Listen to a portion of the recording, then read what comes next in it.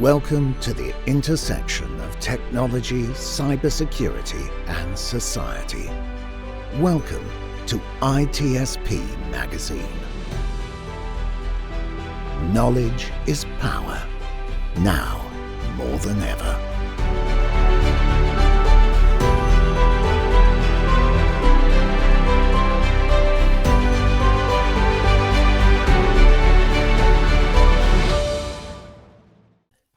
Marco. Sean. What happens when the pilot deflates? What happened is now it sounds like you're talking to me from the other side of the moon.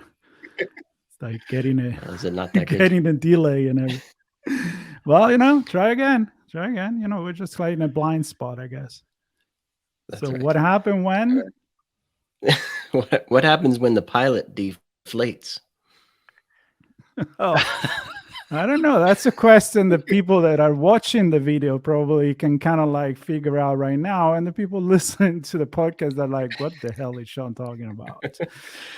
Reason is that, we are on Airplane, on the set of the movie Airplane, if you remember that. One of the classics that I can't pass out. Whenever I saw it, I have to watch it. I don't know why. Maybe, when it's on, maybe being a kids of the 80s, you have to. It's the rule, it's the law. Exactly. But no, Sean, the answer to the riddle. You want it? Yeah. Technology takes over. Let the pilot deflate. Who cares? Everything's going to fly itself. Safely and securely. Ouch. I don't know. Maybe the guest wants to say something about this right away. Ken, I know feel free to jump in. Feel free to jump in on this. So why the heck do I have Otto, the autopilot, sat behind me? Well, first of all, like you, I'm a huge fan of Airplane, the movie too, but also I'm a pilot myself. And when we started looking at Airplane Cyber, I found a custom Otto, and I had to have him, mostly to get some gags. But do you know what? People turn up to see us at trade booths, and everyone just wants a photograph with the autopilot, right? Why not? Exactly. He's a big character. It's kind of like, like sometimes you have those TV shows. I bring an example, like The Mandalorian. I don't know if you're a fan of that, but it became all about Baby Yoda, Grogu, right? But it wasn't the plan. It's just like he took over. I think like Otto did the same thing on Airplane. People love him. They know who he is. Maybe they don't remember the actor. So I don't know. So I have to confess, he does have a little air leak, and the team that manufactured him, of course, put the top-up valves in the right place. Oh, God. so it does lead to some awkward moments when you find him, I don't know, getting a little floppy. Have to spend a private moment reinflating him. He's Hollywood approved construction. Huh? Absolutely. Follows the set. Well, listen, folks are listening and watching. They can see your name on the screen, not your last name, though.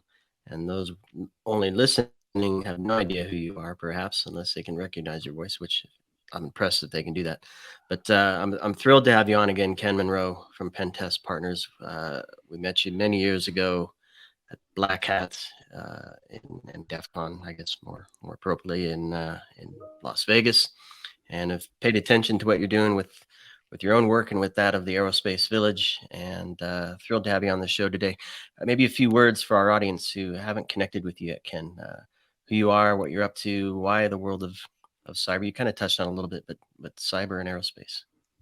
Yeah, for sure. So this is kind of a COVID story, actually. One of the awful things that happened to the aviation industry during the COVID lockdowns, that a lot of airplanes got retired a lot sooner than people thought. A lot of the 747 fleet, for example, nearly the whole world over was retired, which meant that all the airplane scrapyards, the boneyards, they got backed up. Airplanes have value. The bits have got value.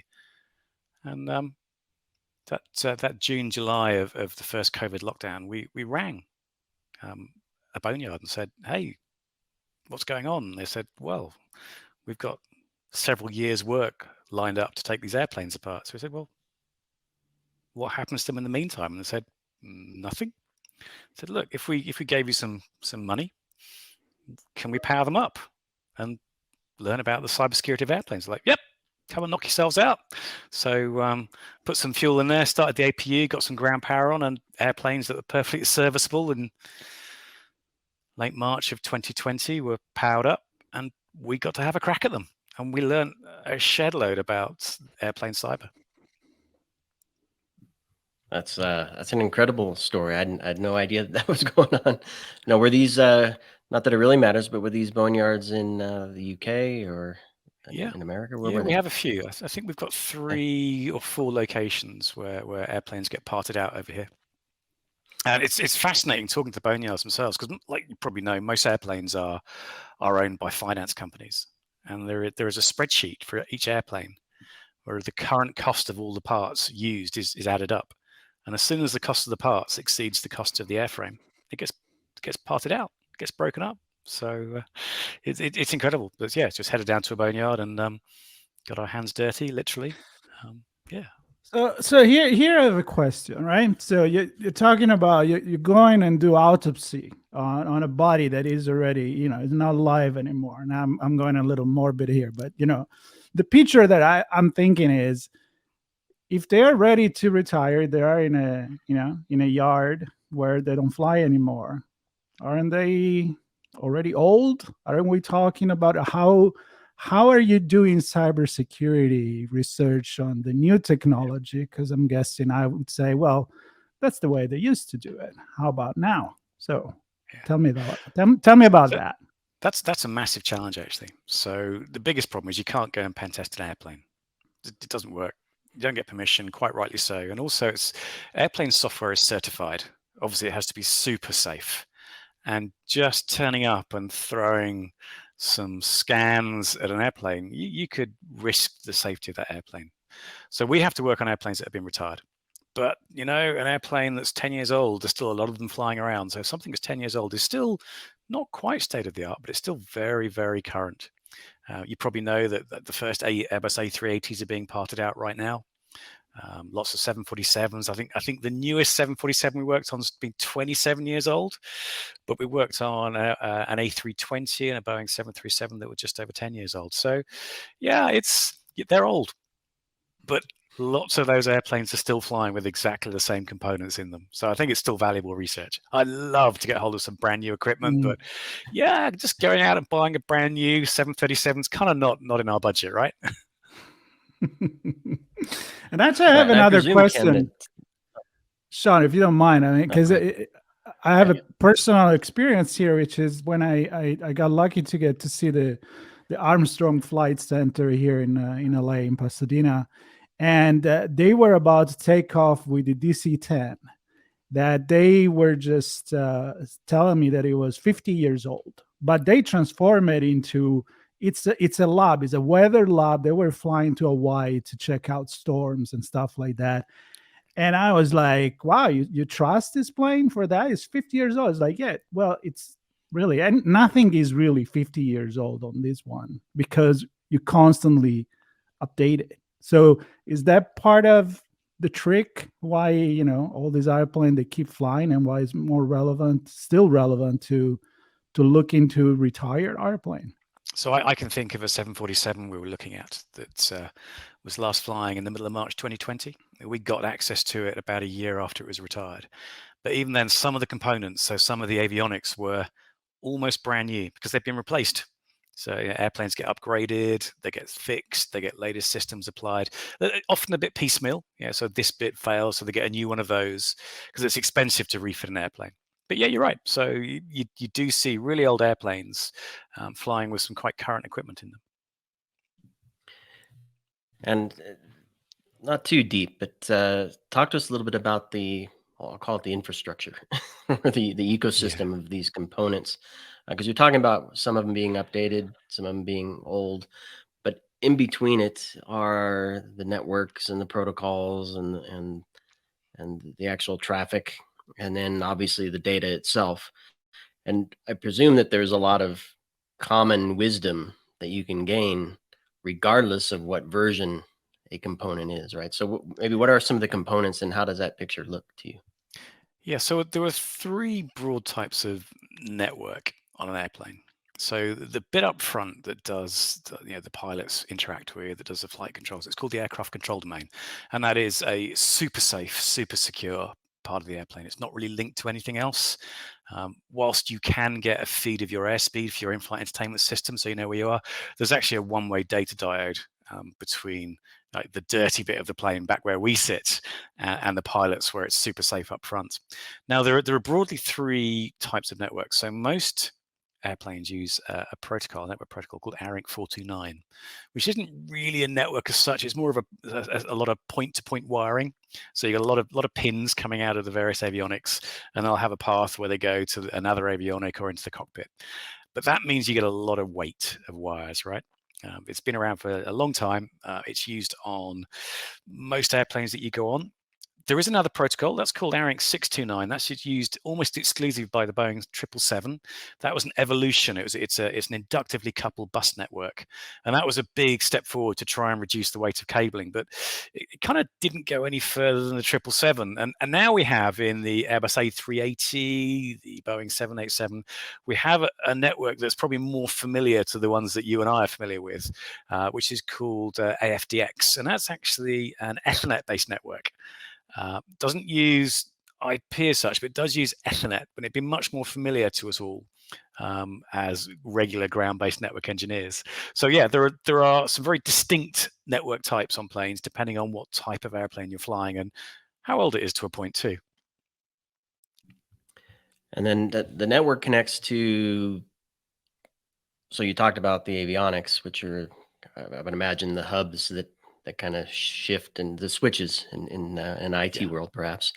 And then there are endpoints, engines and sensors on the engines, and maybe an overview of that to kind of paint a picture for folks. Yeah, so there's a lot of information coming to and from.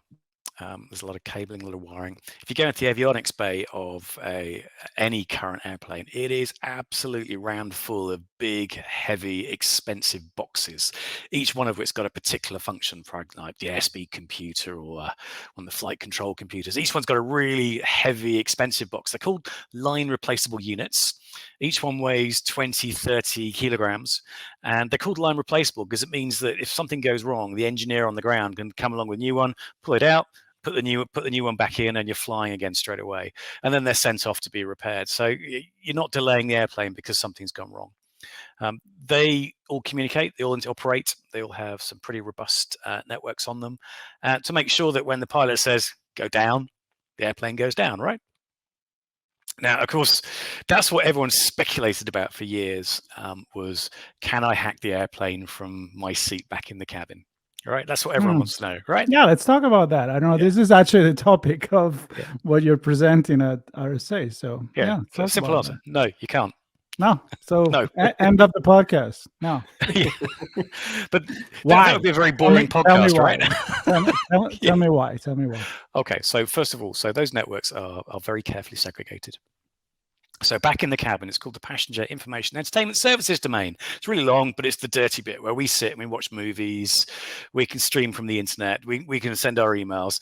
It's dirty. It's not considered trustworthy at all by the airplane manufacturers or operators, right? That's for us to do whatever we want to do on our tablets and our laptops. It doesn't connect into the safety systems, right? It's basically isolated. There is often some interfacing into the sort of the halfway house, which is some of the systems the cabin crew can use. So, for example, on a 747, there was a little cupboard under the stairs where there's a cabin management terminal where the chief crew member in the cabin can send ground messages and stuff. And often more modern planes will say a flight attendants panel, and one of those will be more featured. But even that, it still doesn't really talk to the safety systems on the plane. So there's a very distinct separation, and quite rightly so. I think we'd all be quite concerned if we could sit there instead of watching a movie, go, "Hey, let's control the plane," right? I know. Maybe people sometimes they think they can because they show you like the camera in front of the plane or from the tail and then like, oh wow, I'm really actually getting into the action here. But it's just a It's an Hollywood thing, right? So is there a way to hack a plane, though? Well, yeah. So there've been a bunch of media stories over the years about the concept of doing this, and there's been some really interesting work done, but it still doesn't, to my mind, make an airplane hackable from the passenger cabin. If you're going to do something to affect an airplane, you need to be in a position of physical trust. Okay, so so there's cabling that runs through the cabin walls and the overheads and stuff. If you were extremely skilled and had all the right equipment and could get into the overhead space or the walls without anybody noticing, kind of maybe, but I just don't see that as a practical attack. I suppose if you were a rogue ground engineer and you had access to the avionics bay, you could cause some problems. But really, the airplane would probably throw some errors and the pilots wouldn't want to take off. So to all intents and purposes, you just don't hack an airplane from the passenger cabin. It's not how it works. But over the last few years, we've spent quite a bit of time looking at the systems that feed information to the pilots. Now, the point you made that you raised at the very beginning, we don't need pilots, right? Planes can fly themselves. yeah, they can. They can fly themselves. But it's when stuff goes wrong is you really, really want someone up front who's got a vested interest in that airplane landing again, right? That's why I personally really don't like the idea of an autonomous plane, because when there's pilots up front, there's someone whose vested interest is absolutely getting me on the ground safety. I should say I'm actually an airplane pilot myself. I fly light aircraft. It's one of my passions. So actually bringing cyber and flying together has been a wonderful intersection for me. So can you hack a plane? you don't want to hear the speaker coming up and say, I'm thinking airplane again. Like, is there anyone on this thing that knows how to land the plane? You don't want to hear that, right? You really don't want to hear that. Actually, could a light aircraft pilot with minimal training land a large passenger jet? Probably not. Understanding how the systems works takes a lot of learning. Once you understand the systems, yes, it's not actually too difficult. You could set up for an auto land, take a bit of work, but once you understand the systems, it's doable. Just arriving up front, having piloted a small propeller plane, no chance. Absolutely no chance. It's just going to go wrong, sadly. So let me ask you this, Ken. This may be a bit philosophical, but so currently the pilots, as you pointed out, have a vested interest in that plane, unless they're kind of wacky and they don't give a crap and they want to go down anyway. But so if we take them off the plane, there's now no vested interest. From a human perspective, do we increase the risk for people flying on autonomous planes?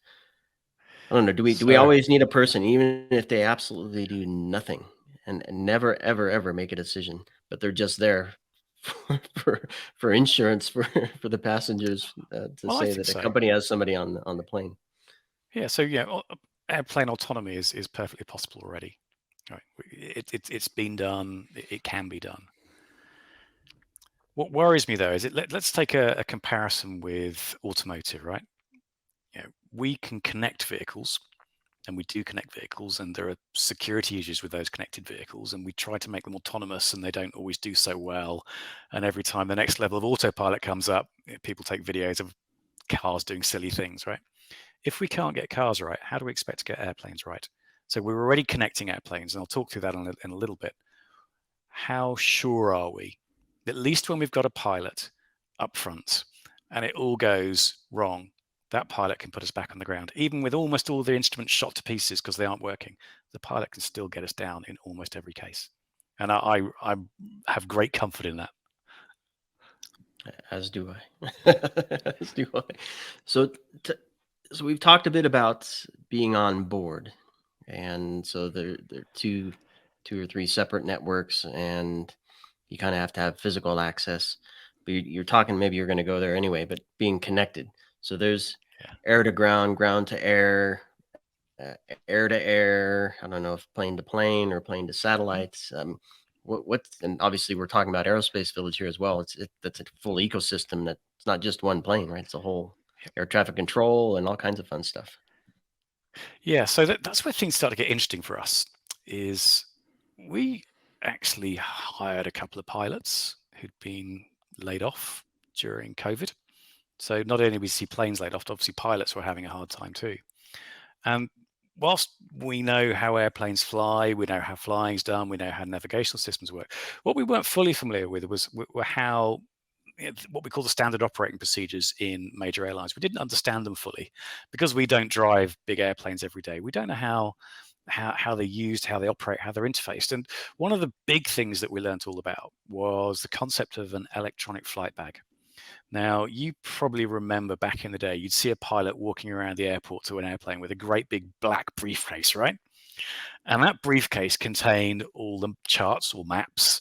It contained all the what we call approach plates, so how to fly the approach, the ground maps of the airport, so you know how to get there, and lots of other things like weights and balance, maintenance logs, all these important things, and they're heavy.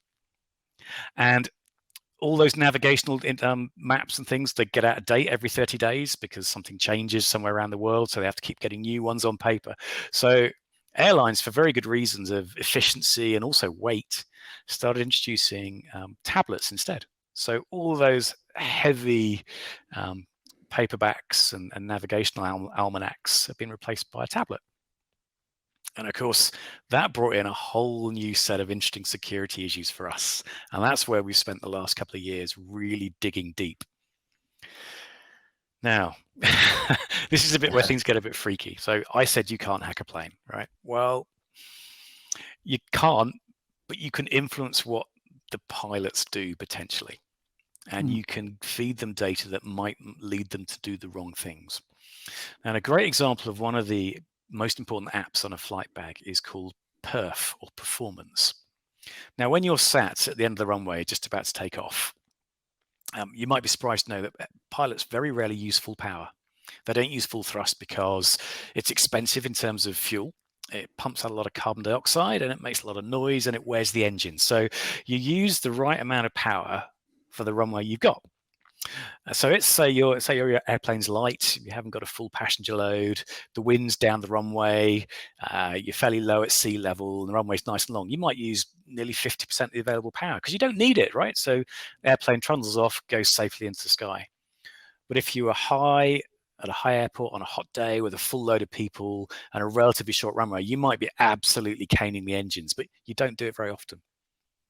And the way that the pilots work out how much power to use is called a performance calculation. And they'll take in lots of data like the wind, the runway, the weight. There's 15 or 20 different things that you'll pump into a calculator that'll say, well, on this particular airplane, on this particular day, you're going to use 87% power. And then off you go. Everyone's happy. What we've discovered are security problems with those tablets and those apps that allow you to tamper with the calculator. So what happens is the pilots do their calculations, they get tampered data, and then get the wrong amount of thrust and pile off down the runway. And once you pass V1, you can't stop. You then get to VR, the rotation speed, but then you realize you don't have enough speed. So you try to rotate anyway, and instead of flying away, what instead happens is actually the pilot smacks the backside out of the airplane. And that can do a lot of damage. There was a case relatively recently where they bust the pressure hull.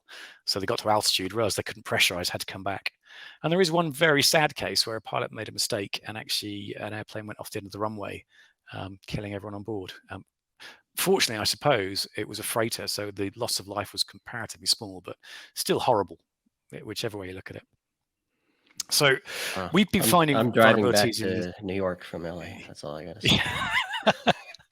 Well, look, let me give you some confidence. So yes, pilots make mistakes, right? But our procedures are really good. They're really well drilled, and pilots will spot these problems, right? So if something's not right, they know what to do. They know to fix it. But the problem is no airplane incident happens by itself. It starts from a cascade. And what we're seeing is these sort of influences by giving pilots wrong data has the potential to start a cascade at every point. Something goes wrong, someone's distracted, something else was wrong, and instead of taking off, the plane goes off the end of the runway. Or in the case of an approach, doesn't land on it properly. Wow.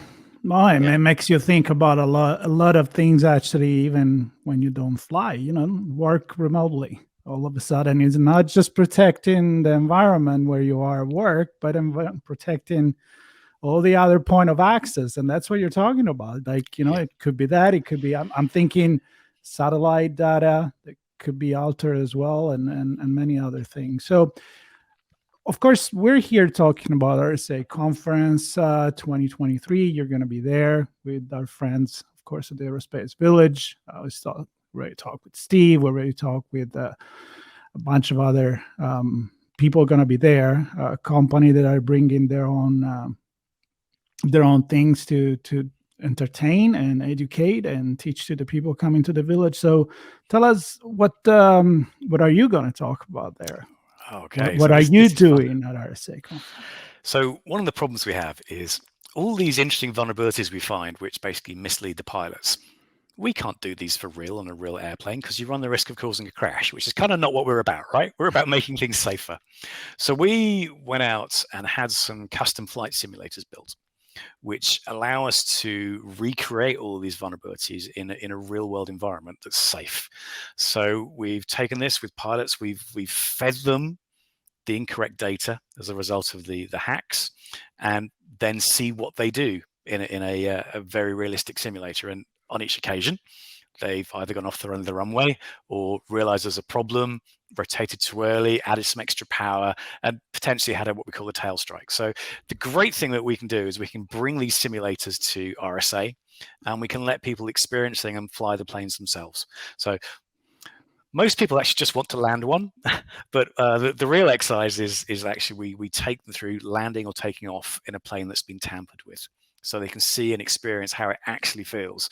So see what a pilot has to experience themselves. So come and land our flight simulator. See if you can do it. See if you can put it on the runway. I'm there. That's fun. That's fun. Actually, I'm reading. I'm a big fan of NASA history, and I'm reading Apollo 8 now, but I've read other before. But actually, last night I was listening, because I listened to the book, about all the stuff that they used to throw at them, both of the control center and all the simulation. Because obviously, if you can't tamper with a plane, even less you want to tamper with a, you know, with the Saturn V or any other, like, you know, big thing, the LEM or anything. And they were just talking about that, how it's a constant pre-flight for months and months of turning this off and screw around with something. And how do the pilot react? How did the command center react? And I think that now, thinking that was 1968, 67, or even earlier than that, and the possibility now, it's incredible what you can do with virtual reality, what you can do with simulation. I'm assuming it's incredible. Yeah. So there's a really interesting point you raised there. It's about simulation and testing. And one of the things I think the aviation industry needs held up on a pedestal for is the fact that when something goes wrong, they share it. So when there's a problem on any airplane, any pilot incident, as long as the pilot flags it up voluntarily, there's no consequence for what they've done. So it means that every issue can be investigated to find out what went wrong. Yep, people have bad days, but it's usually something else that precipitated that. They were overworked, they were too tired, their transfer didn't turn up, something went wrong on the airplane, some information was wrong. And what I love about the airplane industry, aviation is wonderful because they share everything publicly. There's no blame attributed. And I think we could learn a lot about that in the cyber industry on the ground. What if we could share information about breaches without fear of retribution? What if someone's breached and immediately shares all the IOCs so everyone else can be there to defend and look for it? So yeah, someone has an issue, but everyone else learns from it really, really quickly. And I think that aviation industry is amazing because of it. Yeah, I love that. And talking about learning, one of the big things about the Aerospace Village, and I want to get your thoughts on this, is the ability for somebody who knows nothing and somebody who knows a lot about something else to come in and say, here's what I know about my space. Let me see how I can apply that to aerospace. Or I want to break into the world of cybersecurity, and aerospace is a passion of mine. Here's a great way to make that entry. Talk to me about the team that you're bringing together, yourself, and how you kind of help the community grow and share information with each other to help move things forward, specifically around the Aerospace Village. We love giving back, right? Our view is just keep paying it forward, because anything that we've learned it might stimulate someone else to learn something cool. I remember the very first time we got the village together at DEF CON 27, crikey.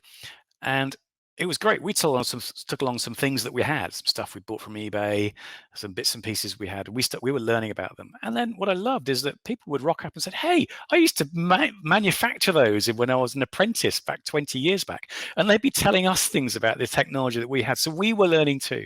So it's really key for us. We just want to keep that two-way exchange. It's also really cool that industry is engaged as well. And that's a really nice feature of the village is I think the aviation industry were a little bit unsure of security researchers. There've been some kind of unhelpful media stories. And I think that kind of spooked the industry a bit. Security researchers, no, we don't talk to them. But actually what the village has done is it's broken down those boundaries. And now it's wonderful to see Boeing and other large organizations getting involved in the village and helping support, to the point where at RSA this year, we're doing a joint panel with Boeing, United, the Aviation ISAC, and ourselves. And you could not have seen that happen in 2019. And look how far the industry's come in something as simple as 4 years with some help from the village as well. Super cool. And so you mentioned those devices. You have the simulator or simulators. What other things can people get their hands on besides Otto? I'm assuming Otto's going to be yeah, don't get your hands on Otto. No. That's right.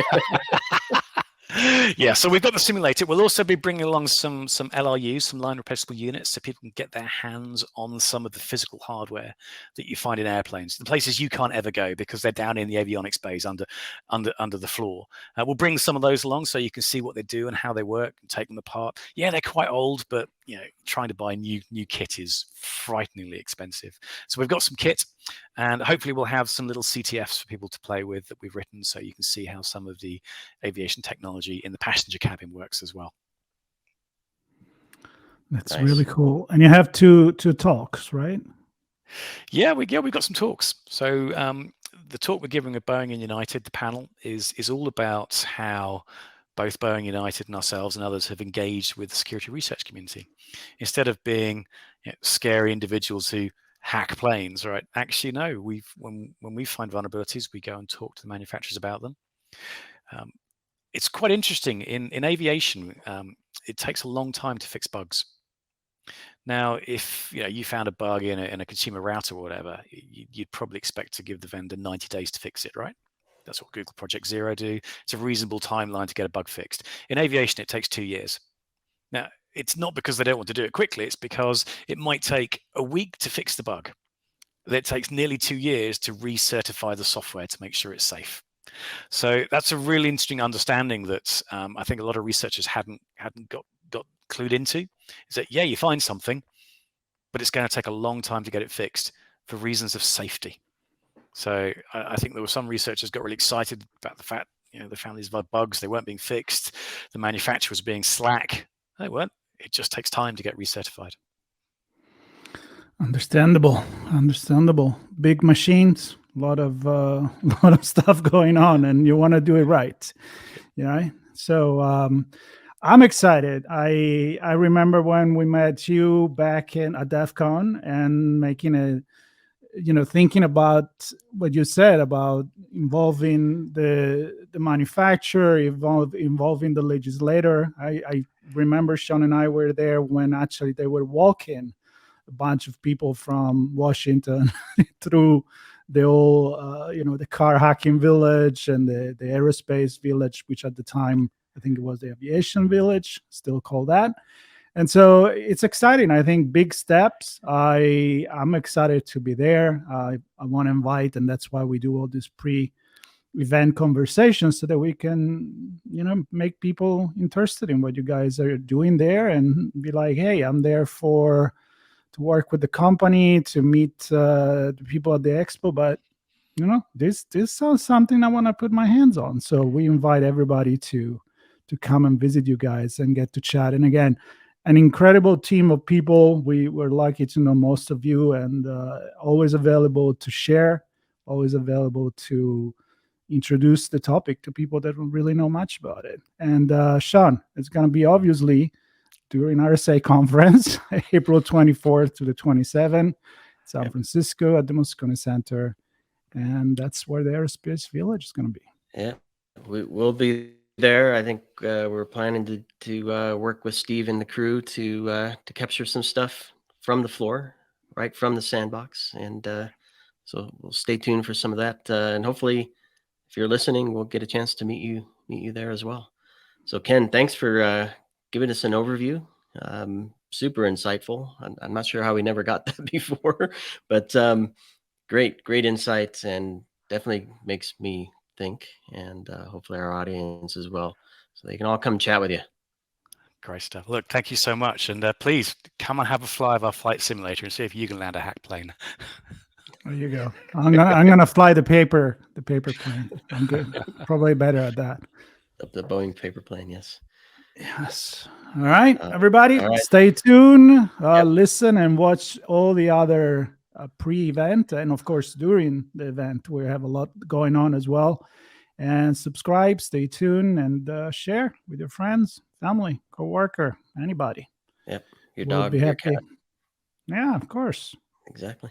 That All right, thanks too. everybody. See you there. Take care.